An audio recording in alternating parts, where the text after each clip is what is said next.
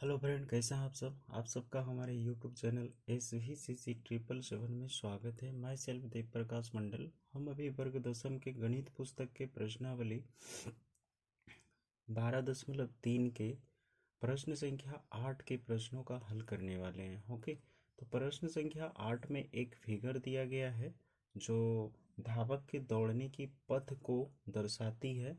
वो इस तरह के फिगर हैं।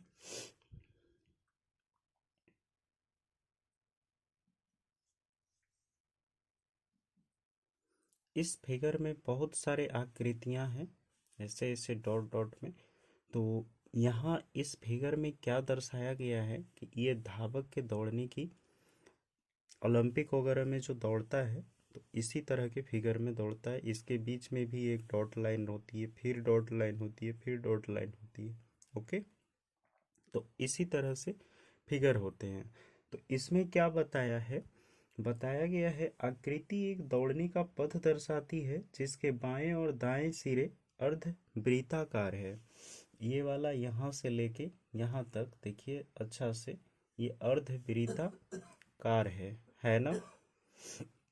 तो ये भी आधा वृत्त में है, ये भी आधे वृत्त में है। ओके, अब आगे क्या कहता है कि दोनों आंतरिक समांतर रेखाखंड के बीच की दूरी 60 मीटर है। हाँ, तो यहाँ से लेके यहाँ तक के बीच की दूरी कितनी है, तो 60 मीटर है। याद रखना कि ये वाला हम सिर्फ दूरी बताएं। ओके, नेक्स्ट क्या कहता है, तथा इनमें से प्रत्येक रेखाखंड 106 मीटर है। तो रेखाखंड यहाँ से स्टार्ट होती है ना, इस जगह से स्टार्ट होती है और यहाँ तक लास्ट होती है। तो ये 106 मीटर के हैं। ओके, उसके बाद यदि यह पथ 10 मीटर चौड़ा है तो यहाँ से लेके ये पथ कितने मीटर चौड़े हैं, तो 10 मीटर चौड़े हैं ये वाला। ठीक है ना, तो ये वाला कितने मीटर, 10 मीटर चौड़े हो गए। उसके बाद तो ज्ञात कीजिए, नंबर 1 में दिया है प्रश्न, क्या दिया है, तो नंबर 1 का प्रश्न दिया है पथ के आंतरिक किनारों के अनुदिश एक पूरा चक्कर लगाने में चली गई दूरी। तो पूरा चक्कर पथ के आंतरिक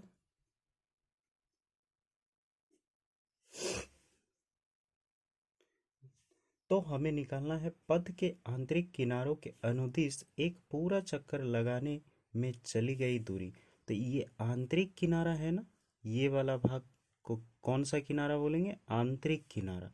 आंतरिक किनारा में कितने भागों में बांटा गया है, तो ये ए हो गया, ये बी हो गया, ये सी हो गया और ये डी हो गया। Okay, ABCD। तो रेखाखंड कितने हैं, तो 106 है, यहाँ भी 106 है। तो 2 गुना में 106 बराबर क्या हो जाएगा, 212। यानी आयत का पहले क्या करना है, तो रेखाखंड की लंबाई को जोड़ना है। दो दो रेखाखंड है। उसके बाद यहाँ पे आप ABCD, तो यहाँ ई डाल दीजिए और यहाँ F डाल दीजिए। हो गया। अब आगे हमको सजाना है कि आंतरिक किनारों का क्षेत्र, परिधि निकालना है ना। आंतरिक किनारों की परिधि बराबर आ जाएगा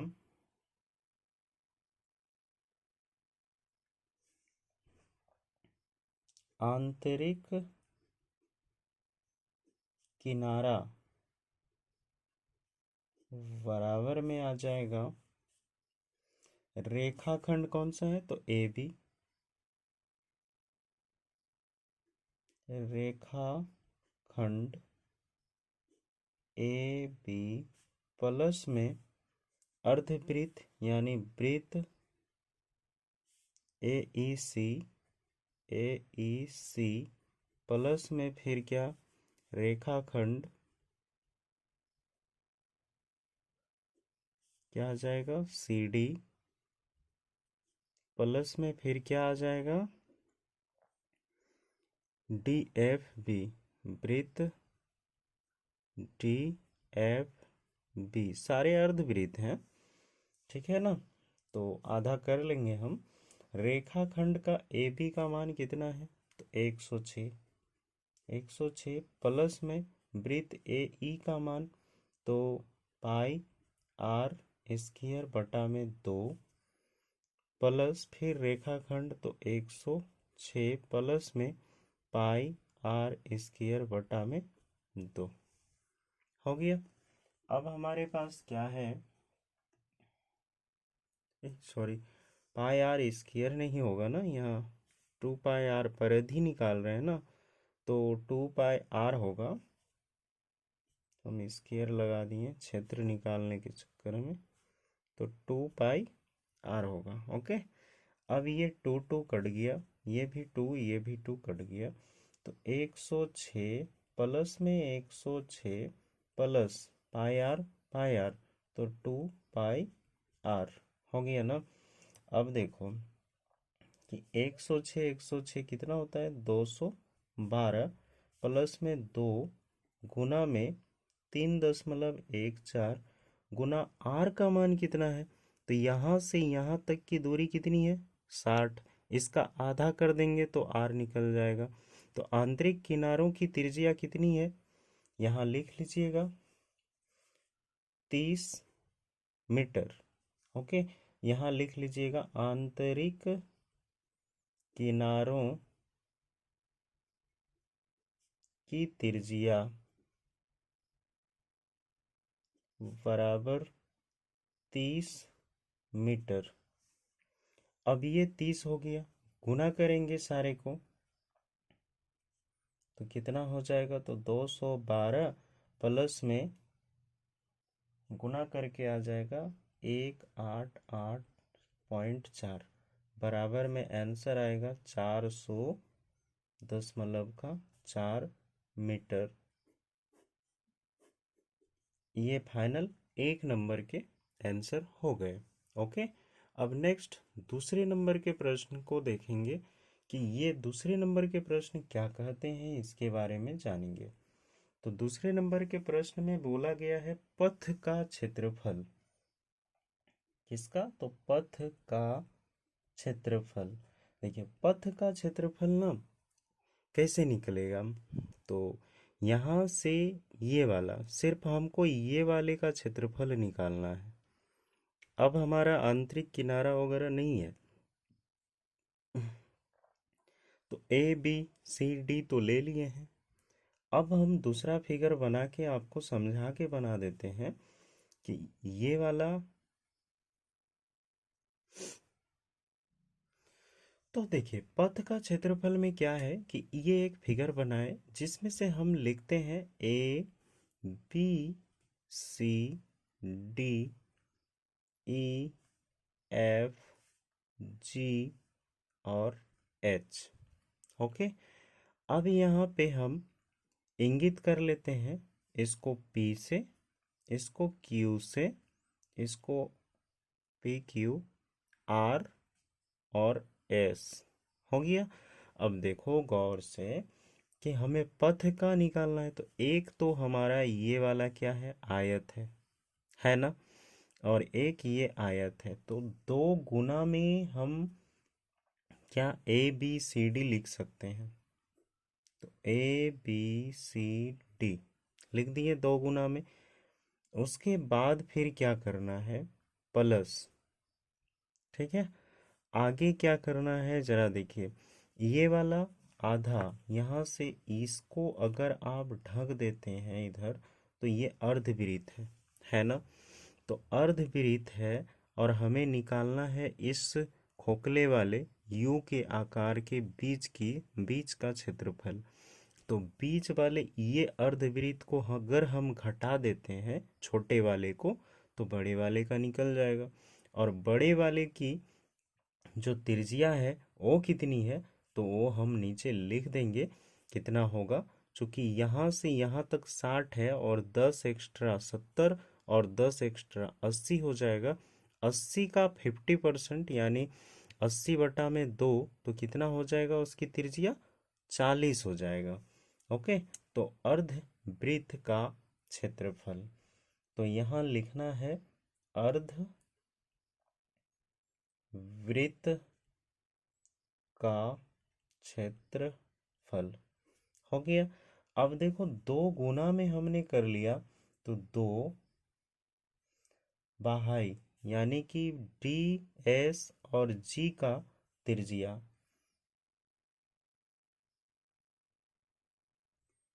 आंतरिक का 30 था, बाहाई पथ, बाहाई अर्ध वृत्त की त्रिज्या बराबर हो जाएगा 40 मीटर। अब ए बी सी डी दो है, A B C D E F G, E F G H, और इधर भी वही दो है, डी एस जी और सी आर एच, है ना। और दोनों से माइनस भी होगा, तो यहाँ लिखना है ए बी सी डी का क्षेत्रफल, और घटा में फिर और एक अर्धवृत्त है ना, यहाँ भी है ना।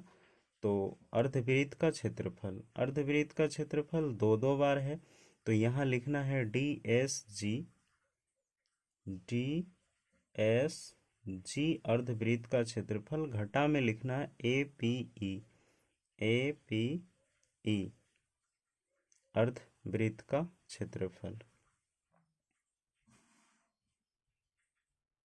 तब आपका बन जाएगा। अब 40 हो गया, दो ए बी सी डी का क्षेत्रफल कितना है, 106 गुना में 10, लंबाई गुना में चौड़ाई होता है, यहाँ दो गुना हो गया, प्लस में अर्धवृत्त का क्षेत्रफल, तो दो 1/2 पाई आर स्क्वायर, माइनस में फिर 1/2 पाई आर स्क्वायर हो गया। अब यहाँ पे क्या, एक बार हमें लेना है क्या, छोटे वृत्त, यानी कि इसका, तो ये वाला हमारे पास आ जाएंगे pi R square, 1/2 pi R square, यहाँ हो जाएगा 1062 प्लस 1/2 पाई R1, कैपिटल R1 का स्क्वायर, माइनस में छोटी आर यानी आर, चलो R2 का स्क्वायर,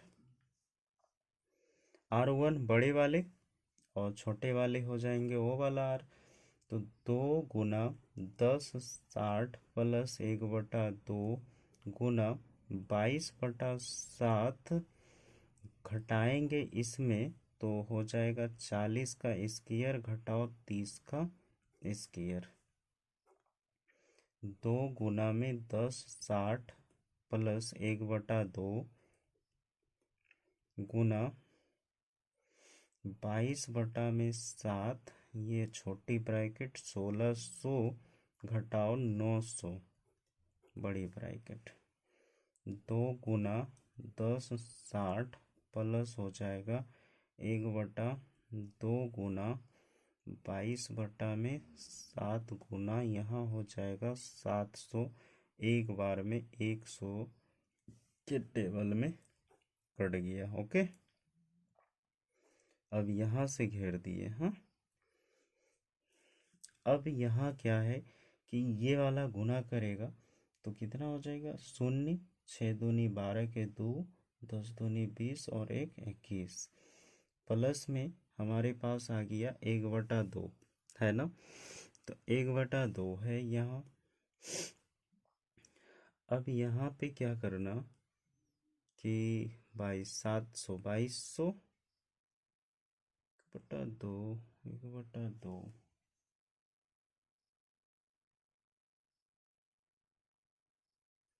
सॉरी यहाँ पे रॉन्ग हो रहा था, ये वाला और ये वाला तो कट गया था ना,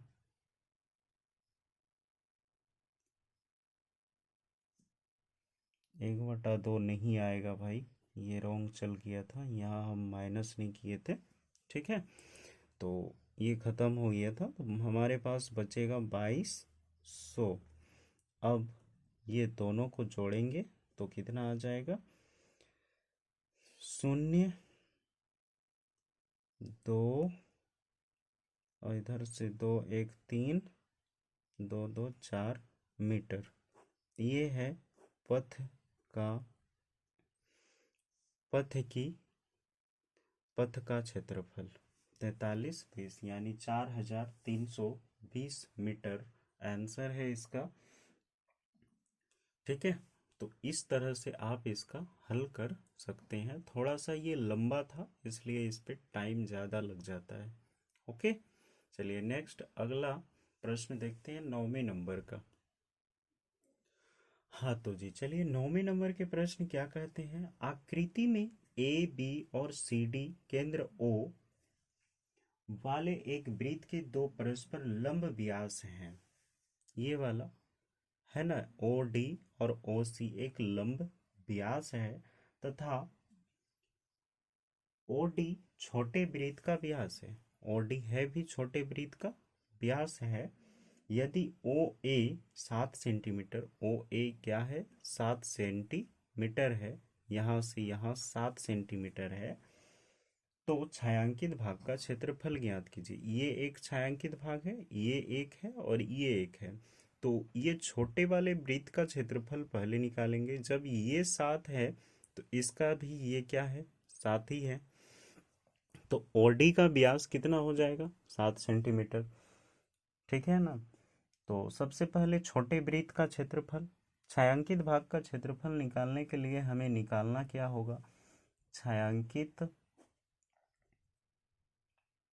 भाग का क्षेत्रफल बराबर में निकलेगा वृत्त, छोटे वृत्त का क्षेत्रफल, छोटे वृत्त का क्षेत्रफल घटा में ये क्या है, सॉरी, छोटे वृत्त का क्षेत्रफल प्लस में आ जाएगा अर्ध वृत्त का क्षेत्रफल, अर्ध वृत्त का क्षेत्रफल है ना, ये बड़ा वाला अर्ध वृत्त का क्षेत्रफल। उसके बाद घटाव करना है किसको, त्रिभुज ए बी सी का क्षेत्रफल, त्रिभुज ए बी सी का क्षेत्रफल। अब देखो ये 7 है तो ये भी 7 है ना, तो 14 हो गया और ये भी कितना है 7 है। तो हमें ये समबाहु त्रिभुज मिला है। ओके, तो ये दोनों को घटा के जो आएगा छोटे वृत्त के क्षेत्रफल में जोड़ देना है। छोटे वृत्त की त्रिज्या कितनी आ जाएगी, तो छोटे वृत्त की त्रिज्या आ जाएगी 7/2, चूंकि ये 7 है तो छोटे वृत्त की त्रिज्या बराबर 7/2 हो गया।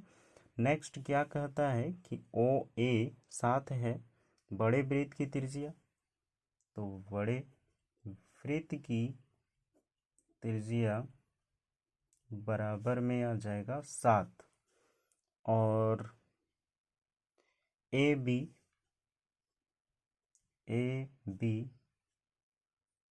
बराबर में आ जाएगा 7 × 2 तो 14।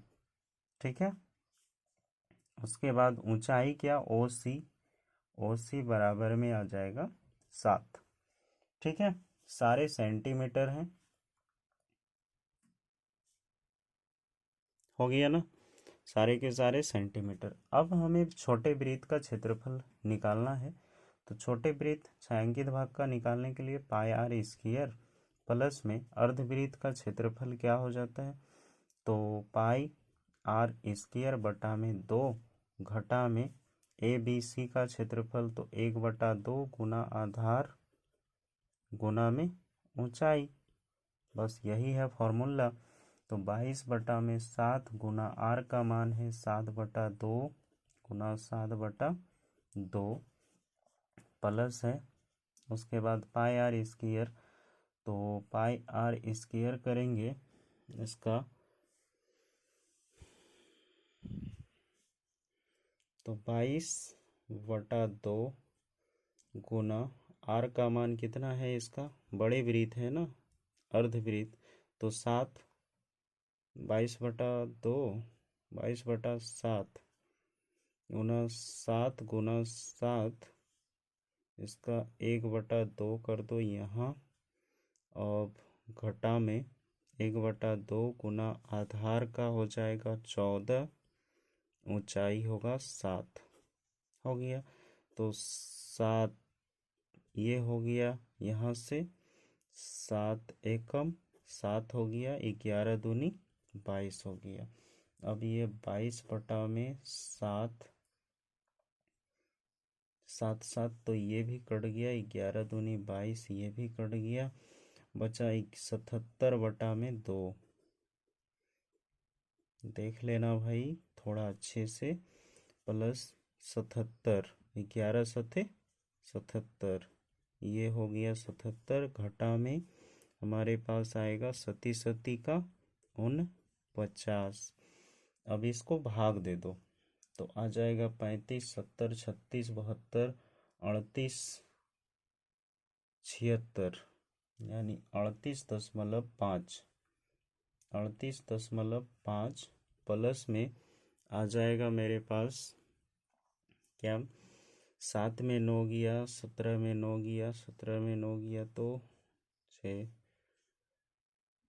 17 में 9 गया 6, 7, 7 1 8, और इधर 7 6, 6 में 4 गया तो 2, ये दोनों को जोड़ेंगे फाइनल आंसर आ जाएगा 5 आ गया। 8 8 16 के 6 हो गया, 3 2 5 और 1 6, 66.5 सेंटीमीटर स्क्वायर, ये आपका फाइनल आंसर है। ओके, छायांकित भाग का क्षेत्रफल। चलिए तो जी 10वें नंबर के प्रश्न क्या कहते हैं, तो देखिए 10वें नंबर के प्रश्न में है एक समबाहु त्रिभुज है ना, एक समबाहु त्रिभुज ABC का क्षेत्रफल 17,320.5 है। तो समबाहु त्रिभुज का क्षेत्रफल क्या है, तो लिख दो समबाहु त्रिभुज का क्षेत्रफल बराबर है ABC बराबर 17,320.5 सेंटीमीटर का स्क्वायर है। इस त्रिभुज के प्रत्येक शीर्ष है ना, एक शीर्ष से एक वृत्त बनाई गई है, यहाँ से भी एक है और यहाँ से भी एक है। तो केंद्र मानकर त्रिभुज की भुजा के आधी के बराबर की त्रिज्या लेकर एक वृत्त खींचा गया है, जो चित्र में दर्शाया गया है। छायांकित भाग, इसके बीच में जो छायांकित भाग है इसका क्षेत्रफल ज्ञात करना है। तो तीर वृत्त के तीनों वृत्त के त्रिज्या खंड का क्षेत्रफल अगर निकाल लें और तो हमें मिल जाएगा। ओके, तो सबसे पहले लिखना है क्या कि हमें वृत्त का अगर त्रिज्या खंड निकालना है तो त्रिज्या तो जरूरी पड़ेगी ना, तो त्रिज्या निकालना है। और ये है क्या, समबाहु त्रिभुज है, तो समबाहु त्रिभुज का क्षेत्रफल मिल चुका है। तो समबाहु त्रिभुज का क्षेत्रफल बराबर क्या होता है, समबाहु त्रिभुज का क्षेत्रफल बराबर होता है √3/4 भुजा का स्क्वायर, यही ना। तो यहाँ है 17,320.5 बराबर में √3/4 गुना भुजा, भुजा को A से सूचित कर देते हैं। अब ये 17,320.5 गुना 4/√3 इक्वल A का स्क्वायर। अब बताओ A का मान क्या होगा, तो A का स्क्वायर बराबर में आ जाएगा 17,320.5 बटा में गुना 4 बटा में √3 का मान हो जाता 1.73205 हो गया। देखो यहाँ क्या है कि इकाई दाही सैकड़ा हजार 10,000 लाख, ये कट जा रहा है, ठीक है।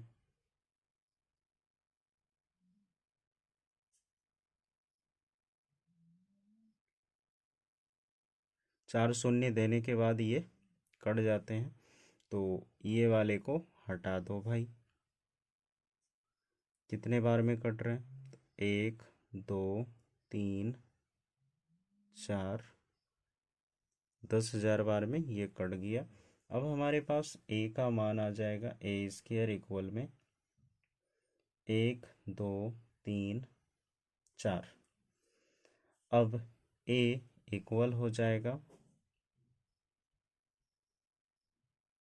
हो गया, तो ए बराबर में आ जाएगा 200 सेंटीमीटर स्क्वायर। यानी हमारा जो यहाँ से यहाँ तक है वो भुजा कितना है? 200 सेंटीमीटर, 200 सेंटीमीटर लेके बनाया गया है। अब बताओ, तो वृत्त की त्रिज्या कितनी होगी? तो वृत्त की त्रिज्या बराबर में आ जाएगा, व्यास है 200, तो वृत्त की त्रिज्या हो जाएगी 200 बटा में 2, तो 100 बराबर 100 सेंटीमीटर। अब हम निकालेंगे क्या? वृत्त, 3 वृत्त की त्रिज्या खंड निकाल लेंगे। ओके, तो 3 वृत्त की त्रिज्या खंड निकाल के उसके क्षेत्रफल में माइनस कर देंगे, बस हमारे पास आंसर आ जाएगा। छायांकित भाग का क्षेत्रफल निकालना है। अब छायांकित भाग का क्षेत्रफल बराबर त्रिभुज का क्षेत्रफल घटा में 3 गुना में एक वृत्त के त्रिज्या खंड का क्षेत्रफल, 3 गुना में एक वृत्त का त्रिज्या खंड का क्षेत्रफल। आप लोग को पता होगा कि समबाहु त्रिभुज में थीटा का मान कितना हो जाएगा? तो थीटा इक्वल में 60 डिग्री। ओके, अब 60 डिग्री है तो हमें निकालना है। तो यहाँ तो मिला है 17320.5 घटा में 3 गुना, यानी कि एक वृत्त की त्रिज्या खंड, तो 60 बटा 360 गुना में आ गया पाई आर स्क्वायर, तो पाई आर का स्क्वायर 17,320.5 घटाओ 3 गुना 60 बटा 360 गुना 22/7 गुना आर का मान है 100 गुना में 100।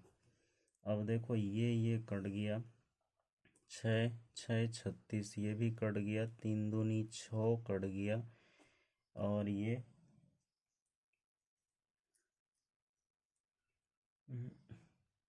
यहाँ पॉइंट में है ना, हमें गलत कर दिए, यहाँ 3.14 लेना अनिवार्य था। थोड़ा सा लंबा हो जाएगा अभी, चलो कर लिए तो कर लिए। 17,320.5 घटाओ में 3 गुना है 1/7 या 21 हो जाएगा, और यहाँ हो जाएगा 3 दूनी 6, 11 दूनी 22, काटे नहीं है 100 देके, तो यहाँ 100 है, 1100 हो गया, बटा में 21, ये गुना कर लेगा, तो यहाँ बचेगा 3 3, तो ऐसे कट जा रहा था, तो 7 बचेगा यहाँ। हाँ तो जी, ये 3 और ये 3 को हटा दिए, अब हमारे पास बचा क्या? ओनली 7 नीचे, ठीक है।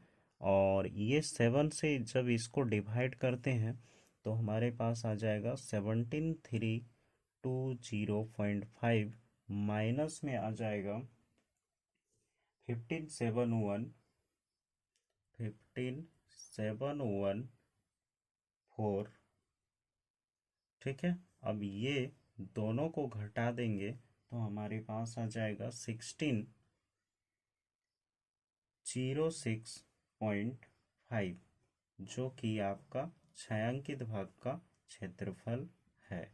ओके,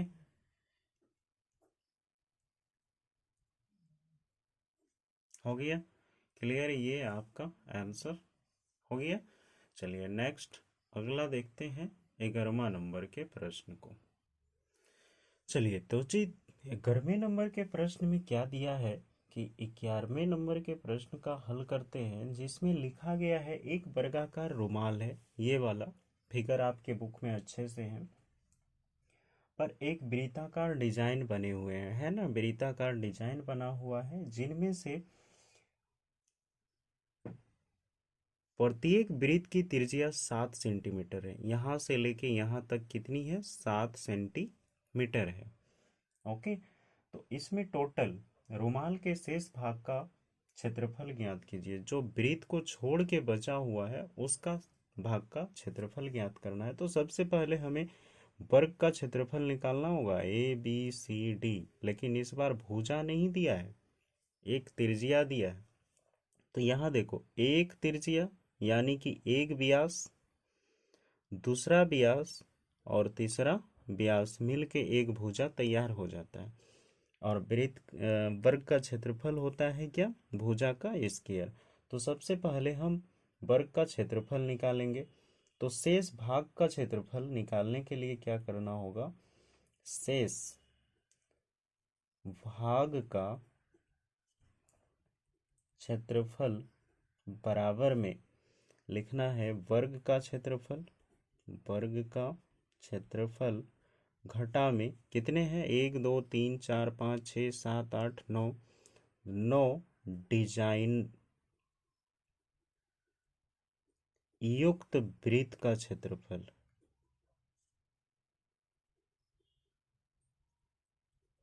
ठीक है, तो 9 डिजाइन युक्त क्या है? वृत्त का क्षेत्रफल। तो वर्ग का क्षेत्रफल निकालने के लिए भुजा निकालना होगा, जिसके वृत्त की त्रिज्या कितनी है? तो वृत्त की त्रिज्या इक्वल में है 7 सेंटीमीटर। तो वर्ग का भुजा हो जाएगा, वर्ग का भुजा बराबर में आएगा 1 2 3, तो 3 हो गया, और 2 गुना 7 बराबर 7 दूनी 14, 14 14 दूनी 28, 14 42 सेंटीमीटर। एक भुजा आ गया 42। अब वर्ग का क्षेत्रफल निकालेंगे और 9 डिजाइन का वृत्त का क्षेत्रफल निकाल लेंगे, और घटा के जो शेष बचेगा वो भाग का क्षेत्रफल बन जाएगा। तो वर्ग का क्षेत्रफल कितना है? तो वर्ग का क्षेत्रफल होता है भुजा गुना में भुजा, घटा में क्या करना है? 9 गुना में डिजाइन युक्त, तो एक वृत्त का क्षेत्रफल आर का स्क्वायर, भुजा का करेंगे तो 42 गुना में 42, घटाओ में 9 गुना